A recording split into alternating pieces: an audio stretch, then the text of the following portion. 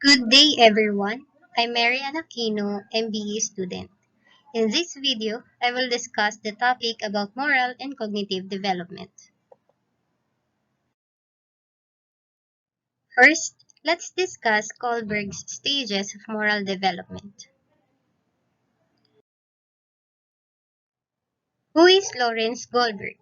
He was born on October 25, 1927 and died on January 17, 1987. He was an American psychologist best known for his theory of stages of moral development.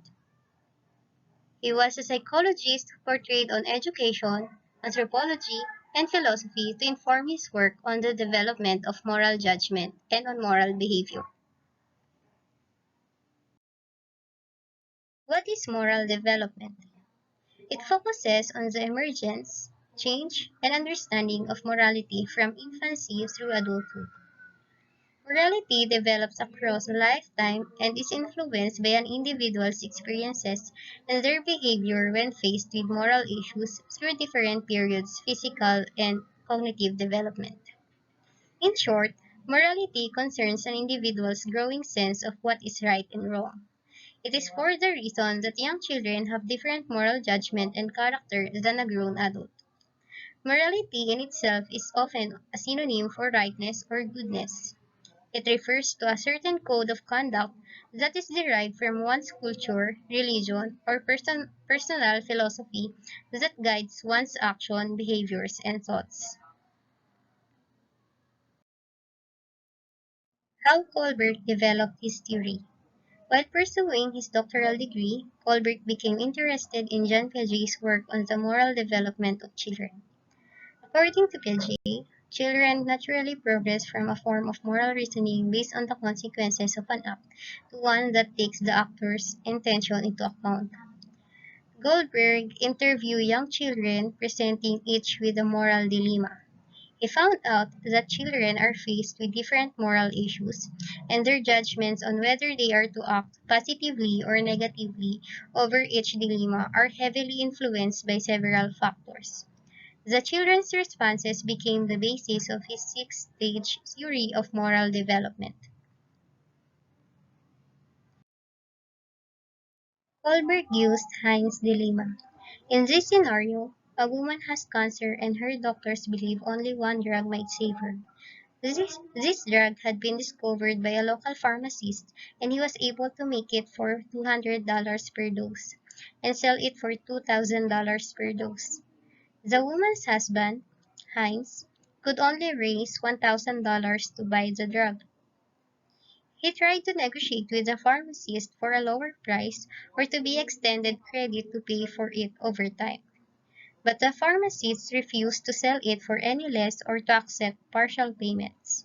Rebuffed, Heinz instead broke into the pharmacy and stole the drug to save his wife. Kohlberg asked, should the husband have done that? Stages of moral development. Kohlberg's theory of moral development is a theory that focuses on how children develop morality and moral reasoning. Kohlberg's theory is broken down into three primary levels. At each level of moral development, there are two stages. Similar to how Piaget believed that not all people reach the highest levels of cognitive development, Kohlberg believed not everyone progresses to the highest stages of moral development.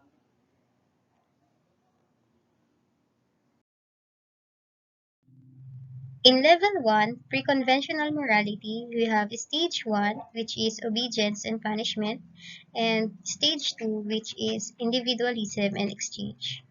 In level 2, conventional morality, we have stage 3, developing good interpersonal relationships, and stage 4, which is maintaining social order.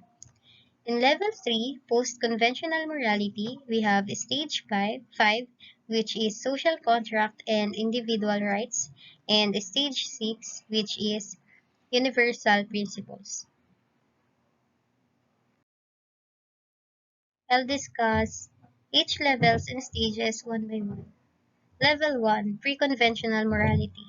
Pre-conventional morality is the earliest period of moral development. It lasts until around the age of 9. At this age, children's decisions are primarily shaped by the expectations of adults and the consequences for breaking the rules. There are two stages within this level. Stage 1: Obedience and Punishment. The earliest stages of moral development. Obedience and punishment are especially common in young children, but adults are also capable of expressing this type of reasoning. According to Kohlberg, people at this stage see rules as fixed and absolute. Obeying the rules is important because it is a way to avoid punishment. Stage 2: Individualism and Exchange. At the individualism and exchange stage of moral development, children account for individual points of view and judge actions based on how they serve individual needs.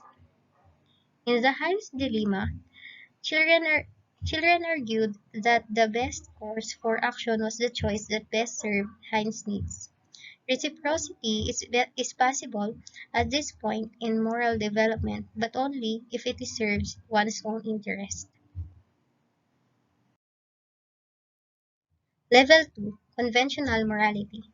The next period of moral development is marked by the acceptance of social rules regarding what is good and moral. This time, adolescents and adults internalize the moral standards they have learned from their role models and from society. This period also focuses on the acceptance of authority and conforming to the norms of the group. There are two stages at this level of morality. Stage 3: Developing good interpersonal relationships. Often referred to as the good boy and good girl orientation. This stage of the interpersonal relationship of moral development is focused on living up to social expectations and rules. There is an emphasis on conformity, being nice, and consideration of how choices influence relationships. Stage 4: Maintaining social order. This stage is focused on ensuring that social order is maintained. At this stage of moral development, people begin to consider society as a whole when making judgments. The focus on its the focus is on maintaining law and order by following the rules, doing one's duty, and respecting authority. Level 3: Post-conventional morality. At this level of moral development, people develop an understanding of abstract principles of morality. The two stages at this level are: Stage 5: Social contract and individual rights.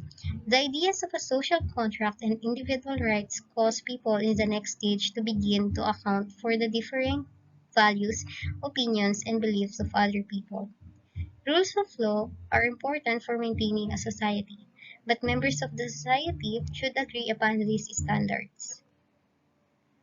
Stage 6: Universal Principles. Kohlberg's final level of moral reasoning is based on universal ethical principles and abstract reasoning.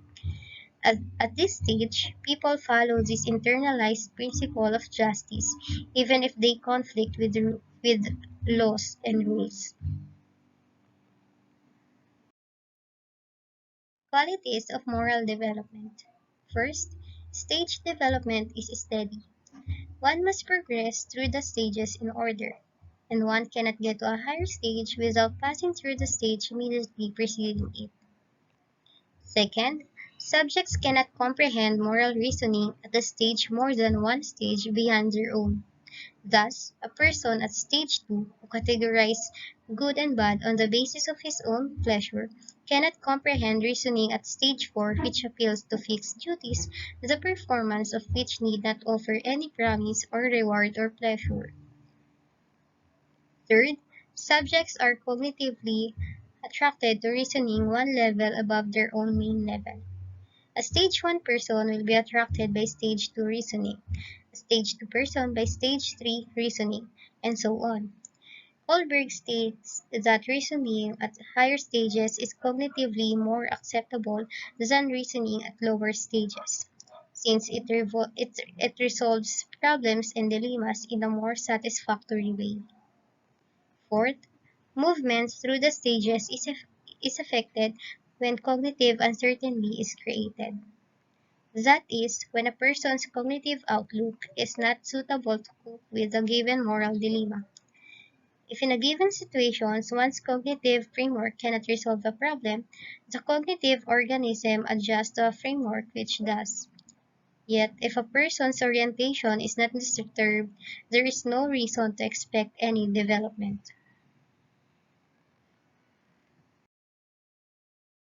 Now, let's proceed with Piaget's cognitive development. Who is Jean Piaget? He was born on August 9, 1896, and died on September 16, 1980. He was a Swiss psychologist known for his work on child development. What do we mean by cognitive development? It is the emergence of the ability to think and understand. It is the process by which people's thinking changes across the lifespan. Also, it is the growing apprehension and adaptation to the physical and social environment. How Piaget developed his theory. Piaget studied children through to their teens in an effort to determine how they developed logical thinking. He attempted to document the stages of cognitive development by observing the memory processes of children. Through his studies, Piaget declared that cognitive development occurred in four stages throughout one's childhood.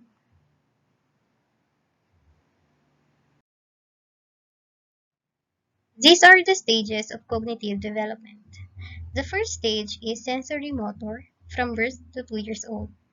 Second stage is the pre-operational from 2 to 7 years old. Third stage is the concrete operational from 7 to 11 years old. And fourth stage is formal operational from adolescence to adulthood. Let's discuss it one by one. The first stage is sensory motor.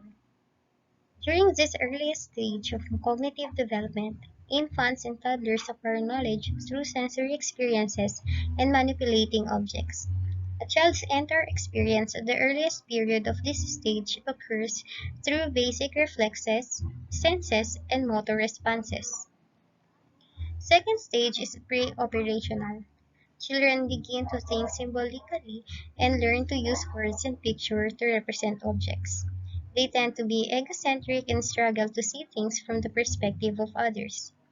While they are getting better with language and thinking, they still tend to think about things in very concrete terms. Third stage is concrete operational. Children begin to think logically about concrete events. They begin to understand the concept of conservation. For example, the amount of liquid in a short, wide cup is equal to the tall, skinny glass. Their thinking becomes more logical and organized, but still very concrete. Fourth stage is formal operational. At this stage, the adolescent or young adult begins to think abstractly and reason about hypothetical problems. Abstract thought emerges. Teens begin to think more about moral, philosophical, ethical, social, and political issues that require theoretical and abstract reasoning. To better understand some of the things that happen during cognitive development, it is important first to examine a few of the important ideas and concepts introduced by Piaget. The following are some of the factors that influence how children learn and grow. Schemas. A schema describes both the mental and physical actions involved in understanding and knowing. Schemas are categories of knowledge that help us to interpret and understand the world. In Piaget's view, a schema includes both a category of knowledge and the process of obtaining that knowledge. Assimilation. This is the process of taking in new information into our already existing schemas. The process is somewhat subjective because we tend to modify experiences and information slightly to fit in with our pre-existing beliefs. Accommodation. It involves changing or altering our existing schemas in light of new information. Accommodation involves modifying existing schemas or ideas as a result of new information or new experiences. New schemas may also be developed during this process. Equilibration, the balance between assimilation and accommodation. As children progress through the stages of cognitive development, it is important to maintain a balance between applying previous knowledge, which is assimilation, and changing behavior to account for new knowledge, which is accommodation. Equilibration helps explain how children can move from one stage of thought to the next. That's all. These are my references. Thank you for watching.